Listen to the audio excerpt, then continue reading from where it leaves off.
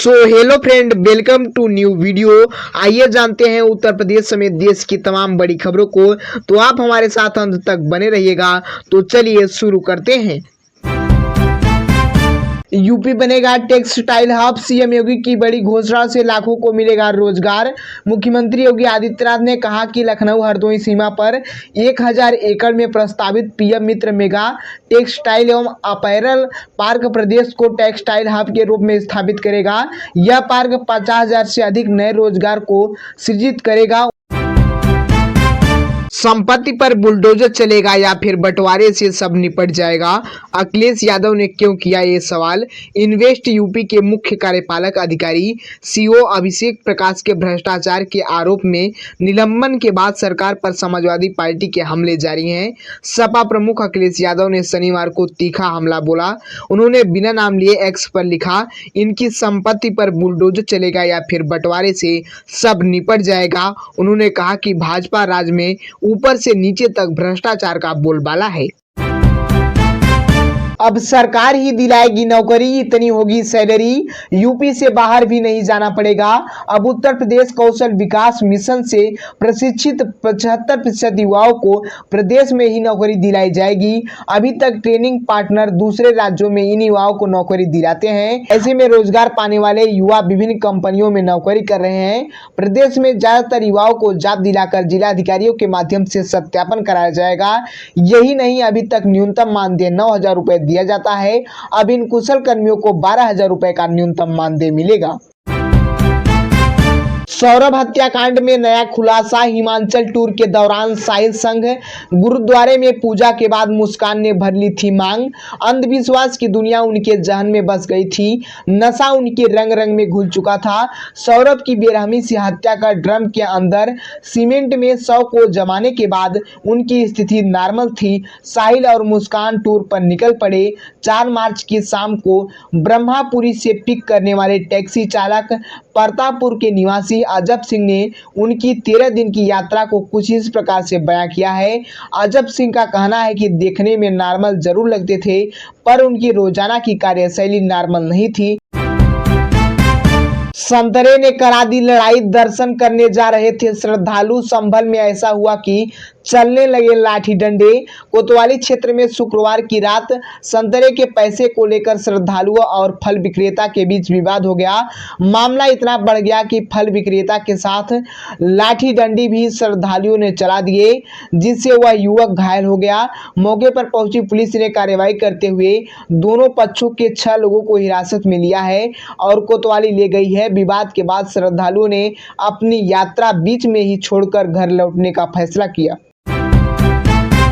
सहारनपुर में भाजपा नेता ने उठाया खौफनाक कदम, पत्नी और 3 बच्चों को मारी गोली। 11 साल की बच्ची की हुई मौत। भाजपा नेता ने अपनी पत्नी और 3 बच्चों को गोली मार दी। एक बच्चे की मौके पर ही मौत हो गई, जबकि पत्नी और गंभीर रूप से घायल। 2 बच्चों का जिला अस्पताल में इलाज चल रहा है।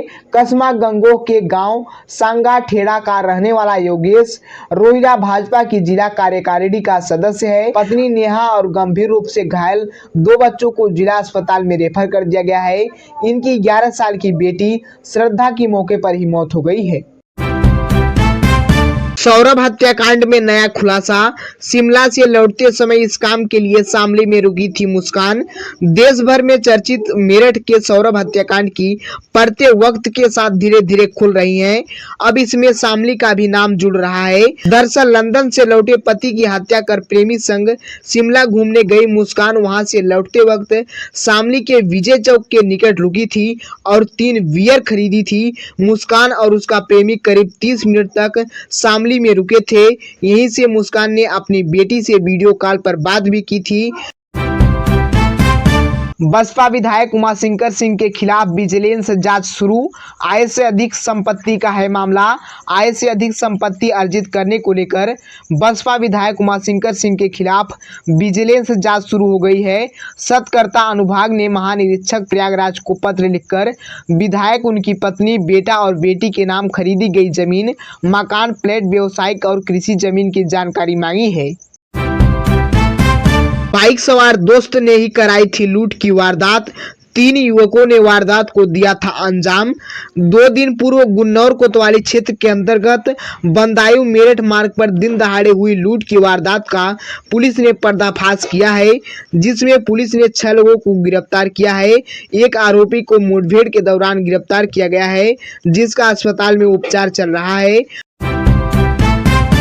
Ghazipur double murder. अनुराग के खून का प्यासा था साहिल, 3 दिन पहले भी किया था प्रयास। अमन एवं अनुराग की हत्या के मामले में फरार चल रहा साहिल अनुराग के खून का प्यासा था। करीब 1 साल पहले अनुराग ने साथियों के साथ मिलकर साहिल एवं उसके पिता की पिटाई कर दी थी। उस समय साहिल के पिता का दांत टूट गया था। पिता को लगी चोट का बदला लेने का प्लान साहिल कर रहा था। अपने प्लान में अंकित एवं मेराज को भी शामिल किया और अन्य साथियों के साथ मिलकर वह घटना को अंजाम दिया। मुजफ्फरनगर में चौकी में घुसकर प्रशिक्षु दरोगा और हेड कांस्टेबल को जमकर पीटा, 5 गिरफ्तार।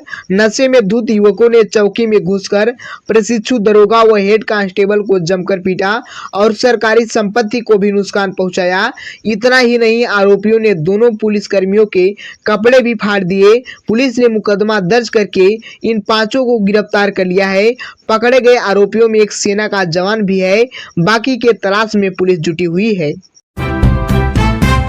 उन्नाव में युवक का संदिग्ध हालत में खंती में मिला शव, पत्नी से विवाद के चलते हत्या की आशंका।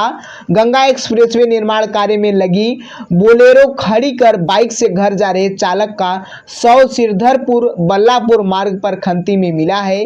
पास में ही उसकी बाइक भी पड़ी मिली।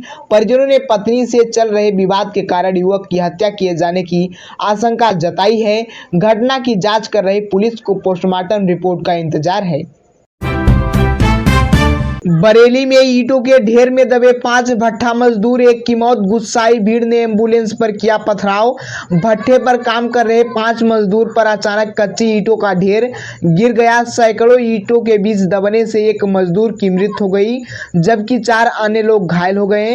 दुर्घटना से आक्रोशित मजदूर ने स्वजन से शव लेने आई एम्बुलेंस पर पथराव कर दिया।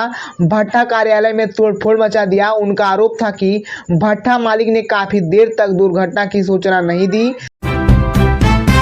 पहले काटा गला फिर कलाई, 2 छात्रों का बेरहमी से कत्ल। पुलिस को परेशान कर रहे हैं ये सवाल। काकोरी के नदवा पुल के पास शुक्रवार की देर रात 2 छात्रों की हाशिया से गला रेतकर हत्या के मामले में पुलिस विभिन्न पहलुओं पर तलाश में जुटी हुई है। अभी तक यह स्पष्ट नहीं हो सका है कि हत्या किस हथियार से हुई है।